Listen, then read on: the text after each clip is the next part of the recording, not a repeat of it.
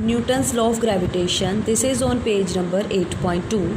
Every particle in the universe attracts every other particle with a force which is directly proportional to the product of their masses and inversely proportional to the square of distance between them. And this force acts along the line joining the two particles. Let us consider two bodies of mass m1 and m2, and these two bodies are separated by a distance small r. According to law of gravitation, the force of attraction between them is such that this force is directly proportional to m1 into m2, and this force is inversely proportional to r square, means the square of the distance between these two particles. So when we combine these two factors, then F is directly proportional to m1 m2 upon r square. So after removal of this proportionality sign, we get F is equal to G m1 m2 upon r square, where G is called universal gravitational constant. Clear? If m1 is equal to m2, which is equal to 1, and r is equal to 1, so put here, so we get F is equal to G. So the universal gravitational constant may be defined as the force of attraction between the two bodies of unit mass each and placed unit distance apart. So in SI, the gravitational constant is equal to the force of attraction between the two bodies of 1 kilogram each and placed 1 meter apart. So in CGS, the gravitational constant is equal to the force of attraction between the two bodies of 1 gram each and placed 1 centimeter apart. Clear? Next is dimensions of G. Since F is equal to G m1 m2 upon r square, so the value of G is equal to F r square upon m1 m2. The dimensional formula of force is m1 L1 T minus 2. The dimensional formula of r, that is distance, is L. So here r square, so here dimensional formula is L square, upon dimensional formula of mass is capital M. So here m2 is also equal to m. So when we rearrange all these factors, we get dimensional formula of G is m minus 1 L3 and T minus 2. Next is units of G, that is the gravitational constant. So in SI, the unit of gravitational constant is Newton meter square kilogram minus 2, means kilogram per square. So in similarly CGS, the unit of G is dyne centimeter square gram per square. Clear? So the value of G in SI is G is equal to 6.67 into 10 raised to power minus 11 Newton meter square per kilogram square. Similarly in CGS, G is equal to, in CGS, how we can write the value of G in terms of CGS system? So we can write the value of G in CGS system as, now this expression, this value of G can be written as 6.67 into 10 raised to power minus 11 into 10 raised to power 5 dyne, because we know that 1 Newton is equal to 10 raised to power 5 dyne, and meter square is 10 raised to power 2 whole square centimeter square, per kilogram square is 10 raised to power 3 4 raised to power minus 2 per gram square. So we know that 1 meter is equal to 10 raised to power 2 centimeter and 1 kilogram is equal to 10 raised to power 3 gram. So when we solve all these powers, we get G is equal to 6.67 into 10 raised to power minus 8 time centimeter square per gram square. Students, it is important to note that the value of G does not depend on the nature as well as the size of the bodies. Second, it also does not depend on the nature of medium between the two bodies. This is why G is called universal gravitational constant. Means the value of G does not depend upon the nature as well as the size of the body, and the value of G does not depend upon the nature of medium between the two bodies. So that's why G is called the universal gravitational constant. Next topic is Cavendish experiment for the determination of G. The value of G, that is the gravitational constant, was first determined by Cavendish in 1798. The apparatus which is used by Cavendish is shown in this figure.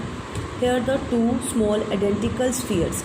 Here the two small identical spheres of lead, and each of mass is small m, are connected to the two ends of the light rod to form a dumbbell.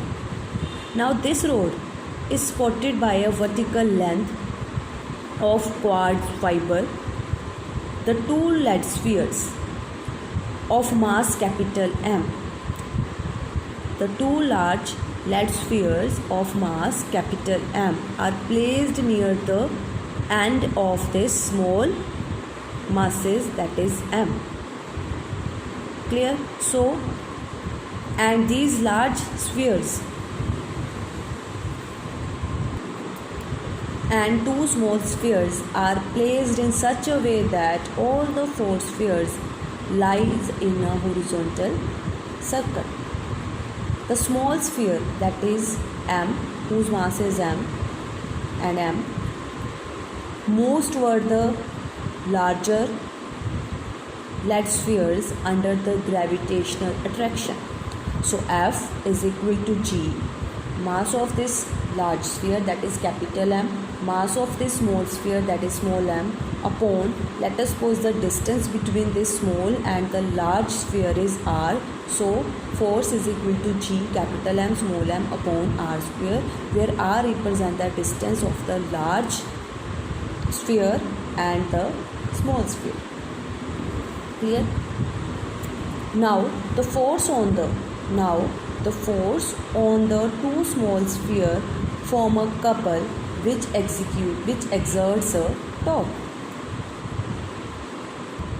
and this torque deflect this rod and twist the suspension till such time as the restoring torque on the fiber equals the deflecting gravitational torque. So the angle of deflection, let us suppose here the angle of deflection is theta. Clear? So the angle of deflection theta is noted by measuring the deflection of light beam by a lamp and scale arrangement. So in simple words, यहाँ पे दो equal and opposite force act कर रही हैं, that is the translational force act कर रही हैं, और ये दोनों इक्वल एंड ऑपोजिट फोर्स क्या प्रोड्यूस करेंगी? टॉर्क एक्सर्ट करेंगी, टॉर्क प्रोड्यूस करेंगी। और यहाँ पे ये जो टॉर्क है ये डिफ्लेक्ट किसे करेगी?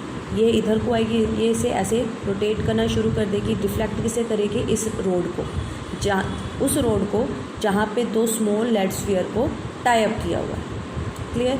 अब यहाँ पे रीस्टोरिंग फोर्स आएगी। रीस्टोरिंग फोर्स की जगह पे यहाँ पे हम बोलेंगे रीस्टोरिंग टॉर्क आएगी, जो इसकी डिफ्लेक्शन को रोकेगी। सो जैसे जैसे टॉर्क इस रोड को डिफ्लेक्ट करती जाएगी, अब ये रोड इस क्वार्ट्ज फाइबर से सस्पेंडेड है, उतना ही यहाँ पे एंगुलर डिफ्लेक्शन प्रोड्यूस होती जाएगी। Clear? Which means that restoring torque depends upon theta. Means restoring torque is directly proportional to theta. When we remove that proportionality sign, we get K, where K is called restoring torque per unit angle of the twist, or it is also called torsion constant of the suspension fiber, which means that restoring torque divided by theta is equal to K. ठीक है, restoring torque per unit angle of twist is called K or torsion constant. Clear? Now the deflecting torque which deflect this rod is equal to, now torque is equal to force into L. Force होगी जो tangentially act करेगी into उनके बीच, उन दोनों forces के बीच में distance कितनी है, that is L.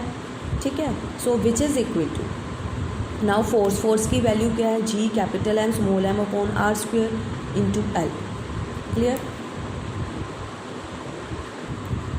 Since in rotational equilibrium both the torques are equal and opposite, so G capital M small m upon R square L, which is equal to K theta. So the value of G is K theta R square upon capital M small m into L. Clear? So by knowing all the quantities on the right hand side from the experiment, the value of G can be determined. Since the Cavendish experiment, the measurement of G has been improved upon, so the currently accepted value of G is 6.67 into 10 raised to power minus 11 Newton meter square per kilogram square. Next is experimental evidences in the support of the law of gravitation. Many of the results predicted theoretically on the basis of law of gravitation are found to be close agreement with the experimental observation. Some of such evidences are the rotation of earth around the sun or that of moon around the earth is explained on the basis of this law. The tides are formed in the oceans due to the gravitational force of attraction between the moon and the sea water. Next, the times of solar and lunar eclipse calculated on the basis of the law of gravitation are found to be reasonably accurate. Fourth, the orbits and the period of revolution of artificial satellites can be predicted very accurately on the basis of this law, and the value of G varies from place to place on the surface of Earth in accordance with the law of gravitation.